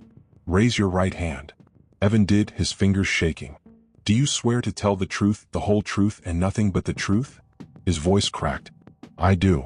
Carla stepped forward. "Evan, I know this is difficult. Take your time." He swallowed hard. "Okay." "Evan," she began softly, "can you tell the court what life was like at home these past months?" He looked down. It was loud. A lot of yelling. They fought about everything. About money. About work. About trust. He paused, breath shuddering. "I used to try to stay in my room. But I could hear everything. My mom crying. My dad shouting. Sometimes it felt like the walls were shaking." "And how did that make you feel?" Carla asked. "Scared," he whispered. "And guilty. Like if I had been better or quieter or something, maybe they wouldn't fight so much." Judge Kerr's expression softened. "Evan," Carla continued, "did you ever want to hurt your parents?" He shook his head quickly, tears forming. No. I just wanted it to stop. I wanted us to be normal again." Carla stepped closer, her voice nearly a whisper. "Tell us what happened that night." The courtroom fell dead silent. Evan's chest rose and fell unevenly. "They were fighting again," he said. "Worse than usual. I thought they were going to hurt each other. I tried to get them to stop, but they didn't hear me." His voice broke. "I panicked. I wasn't thinking. Everything felt too loud. There was this ringing in my ears. And I grabbed the gun." Tears spilled down his cheeks. "I didn't plan it. I didn't want to. I swear I didn't. I didn't know what else to do. I wasn't in my right mind."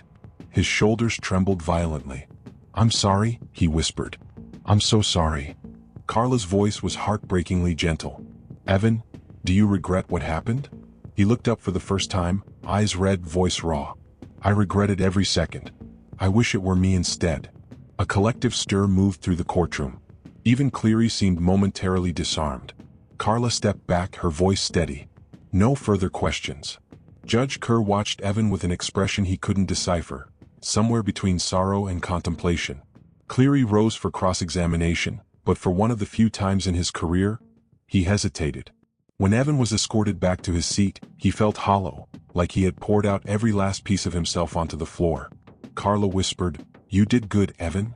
He didn't feel good, but for the first time he felt seen. And somewhere inside the quiet chambers of Judge Kerr's mind, a conclusion had already begun to form. The courtroom felt different after Evan's testimony, quieter, more fragile, as though everyone had witnessed something they weren't prepared for. His voice, shaky and raw, lingered in the air long after he stepped down from the stand. Even those who had come expecting a monster found themselves staring at a frightened 16-year-old boy drowning in remorse. Detective Hale watched all of it from the gallery, his hands clasped tightly.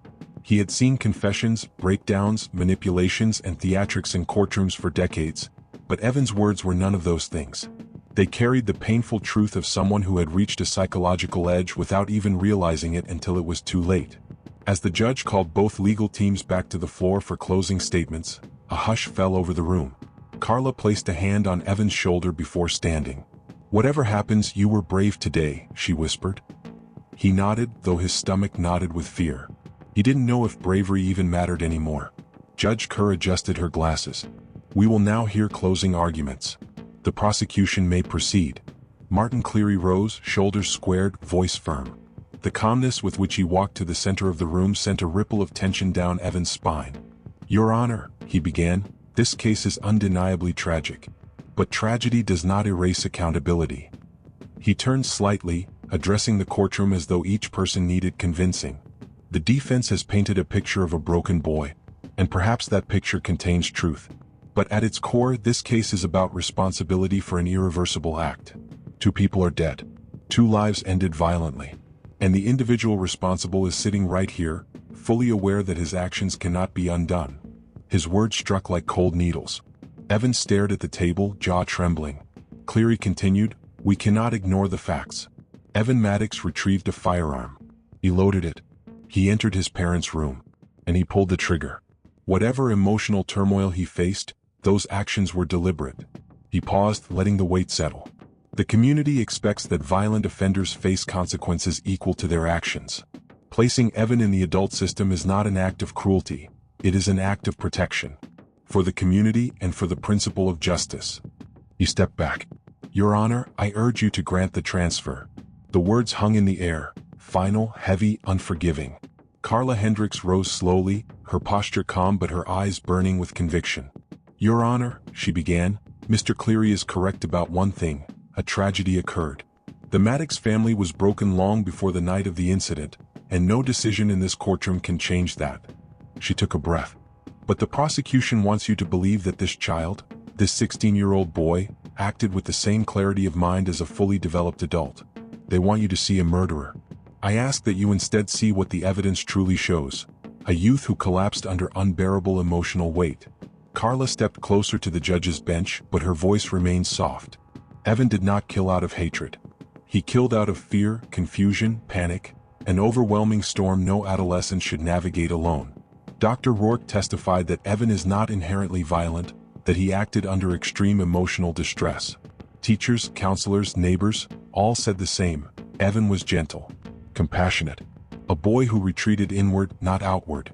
She turned toward Evan, her expression filled with something close to sorrow. "He has shown remorse. Genuine remorse. He carries guilt heavier than any sentence this court could impose. And he is still young enough to be reached, shaped, guided toward healing and accountability." Then she faced Judge Kerr again. "The juvenile system exists for cases like this, for children whose worst moments should not define the rest of their lives. Evan has the capacity for rehabilitation. The adult system would destroy that possibility." Her voice softened to almost a whisper. "I'm not asking you to forget what happened. I'm asking you to acknowledge that children do not think, process, or break the way adults do. Justice should not be blind to humanity." She stepped back. "The defense requests that Evan remain in the juvenile system, where he can receive the treatment and structure he desperately needs." Silence followed her words, thick, contemplative, aching. Judge Kerr leaned back, fingers steepled, eyes closed for a long moment as though weighing every testimony, every transcript, every tear shed in the last 2 days. When she finally opened her eyes, the entire courtroom fell still. "We will take a 15-minute recess," she announced. "After which, this court will deliver its ruling." The tension snapped like a wire. Reporters scrambled. Attorneys exhaled sharply. Evan felt his heart drop into his stomach. A guard approached him. "Stand," he instructed quietly. But Carla nodded. "It's okay. Just step outside with them. I'll meet you before the ruling." Evan followed the guard out, moving like someone stuck in a fog. In the hallway, he leaned back against the wall, breathing too quickly, hands trembling uncontrollably. Hale approached silently, stopping a respectful distance away. "You all right, kid?" he asked. Evan shook his head. "I don't think so." Hale hesitated, then said, "You told the truth today. That matters." "It doesn't change what I did." "No," Hale agreed. "But it tells people you're not the monster they expected. It helps them see the boy behind the crime." Evan swallowed hard. "Do you think she's going to send me to adult prison?" "I think Judge Kerr is a fair woman," Hale said. "And she sees you." Evan closed his eyes as though the words almost hurt. "Just breathe," Hale murmured. "Whatever she decides, you keep going. You hear me? You keep going." when the courtroom reconvened, the room felt colder, more rigid. Judge Kerr took her seat with an air of solemn finality. Evan's breath caught in his throat. Carla placed a steadying hand on the table between them, not touching him, but close enough that he felt her presence. Judge Kerr cleared her throat. After hearing testimony from both sides, reviewing the psychological evaluations, and considering the legal standards for transfer to adult court, this court has reached a decision. Every muscle in Evan's body tightened. In determining whether a juvenile should be tried as an adult, we must consider not only the severity of the crime but the developmental maturity, capacity for rehabilitation, and psychological state of the minor. She paused. Evan Maddox's actions were undoubtedly devastating. 2 lives were lost, and nothing can undo that tragedy. Evan's heartbeat hammered against his ribs. However, the entire room leaned forward. The evidence demonstrates that Evan acted under extreme emotional distress, without premeditation, and displays significant potential for rehabilitation. Carla inhaled, trembling. Cleary stiffened. Therefore, the judge concluded, the defendant, Evan Maddox, will remain in the juvenile justice system. A stunned silence followed. Then scattered whispers, a sigh of disbelief, a single soft sob from someone in the back row. Evan's eyes widened, filling instantly with tears. His breath broke in his chest as he realized what the words meant. He wasn't lost. He wasn't being thrown away. Hale exhaled slowly, relief softening his features. Carla leaned toward Evan, whispering, "You're going to be okay." The sound of the gavel still echoed in Evan's mind as the courtroom slowly emptied, a mixture of murmurs, camera clicks, and shuffling footsteps fading into the background. He sat frozen at the defense table, uncertain whether he was supposed to breathe, cry, or disappear into the chair. The judge's ruling continued replaying inside him like a broken recording. He would remain in the juvenile system. He wasn't being cast into the adult prison system. He wasn't being branded forever as something beyond redemption. For the first time since the night of the tragedy, the future wasn't a dark, blank wall. It was a narrow corridor with a faint light at the very end. Evan wasn't sure he deserved that light, but he could see it now. Carla Hendricks packed her files with gentle, deliberate movements. She took a moment before speaking. "Evan," she said softly, "I know this was overwhelming, but today was a turning point." He swallowed, voice cracking. "I don't know what to say." "You don't have to say anything. Just remember, this isn't the end. It's the beginning of the work you need to do." He nodded, eyes glassy. "Thank you." Carla's gaze warmed. "You did this, Evan. You showed the court who you really are." Before he could respond, a guard approached. "It's time to escort him back." Evan stiffened instinctively, but Carla touched his arm lightly, comfort, not restraint. "I'll visit you next week," she said. "We'll talk about next steps." Evan let out a trembling breath. "Okay." Detective Hale stepped into the hallway just as Evan was being escorted out. The boy looked smaller somehow, not defeated, but relieved in a fragile, uncertain way that tugged at Hale's chest. Hale approached, stopping in front of him. "Evan." The guard gave them a moment. Evan looked up, eyes tired, almost afraid. "Are you mad at me?" The question hit Hale harder than he expected. "Mad? No. Heartbroken. Yes." "No, kid," Hale said quietly. "I'm not mad." Evan's voice shook. "Everyone keeps telling me I'm lucky. I don't feel lucky." "You're not lucky," Hale said. "But you have a chance. And you'd be surprised how many people never get one." Evan stared at him for a long moment, then nodded. "Thank you," he whispered. Hale didn't answer immediately. He simply watched as Evan was guided down the long corridor, hands cuffed, footsteps slow, shoulders hunched. But for the first time, the boy's walk didn't appear doomed. It looked uncertain, yes, heavy, but not hopeless. As the doors closed behind Evan, Hale exhaled, running a hand across his face. This case would stay with him, the kind that left fingerprints on his conscience long after the files were archived. But in a career lined with mistakes, regrets, and people he couldn't save, at least this time, something had shifted toward mercy. Weeks passed.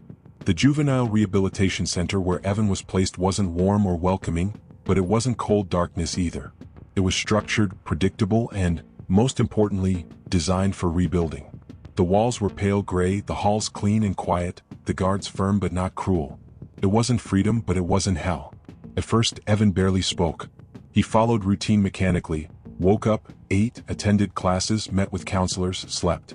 He drifted through the schedule like a ghost. But gradually, something inside him began to stir. A counselor named Mr. Dwyer worked with him every day, helping him confront emotions he had buried long before the night of the tragedy. At first, Evan resisted. He felt unworthy of help, undeserving of healing. But Mr. Dwyer never pushed too hard, never judged, never recoiled from Evan's pain. One afternoon during a session, Evan whispered, "I wish they were still here." Mr. Dwyer nodded gently. "Of course you do. And I wish I could take it back." "You can't," the counselor replied softly. "But you can choose what comes next." Evan stared at the floor. "I don't know how. That's what we're here for." The words didn't fix anything, but they planted something, a seed of possibility, small but alive. Carla visited regularly, checking on his progress, updating him on legal procedures, and sometimes simply sitting with him in silence when he didn't know what to say. "You're doing well," she told him during one visit. Evan frowned. "How?" "You're showing up. You're trying. That's more than you realize." He hesitated. "Do you think I'll ever be normal?" Carla considered it. "I think you'll be something new. Something you choose. Not what happened to you. Not what you did. Something beyond both." He didn't fully understand, but he held on to the idea anyway. One rainy afternoon, months after the hearing, Detective Hale visited the center. He wasn't sure what he expected. Maybe to find Evan unchanged, maybe worse. But when a staff member escorted Hale to the small meeting room, he was struck by the difference. Evan looked older, not physically but emotionally. His posture was straighter, his eyes clearer. There was still pain there, still guilt, but it wasn't crushing him anymore. He looked like someone slowly rebuilding himself piece by piece. "Detective," Evan said softly. Hale nodded. "You doing okay?" Evan took a shaky breath. "I think I'm trying. And that feels like something." "Hale, Saturday, that's more than something."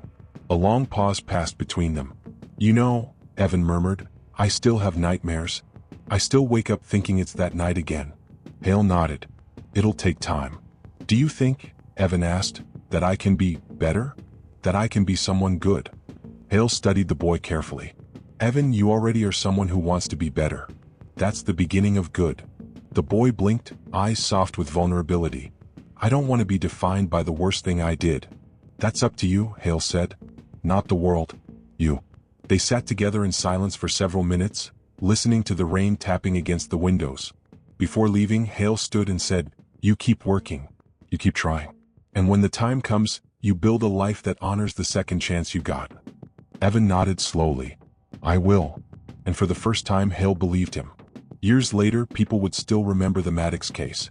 It became a headline, a cautionary tale, a debate about juvenile justice. But for Evan himself, it became something else entirely. A fault line. A beginning. A painful but undeniable rebirth. When he eventually walked out of the rehabilitation center, older, steadier, forever scarred but not destroyed, he carried with him the weight of his past and the fragile hope of a future he would spend the rest of his life trying to deserve. Because redemption wasn't a single moment. It was a road.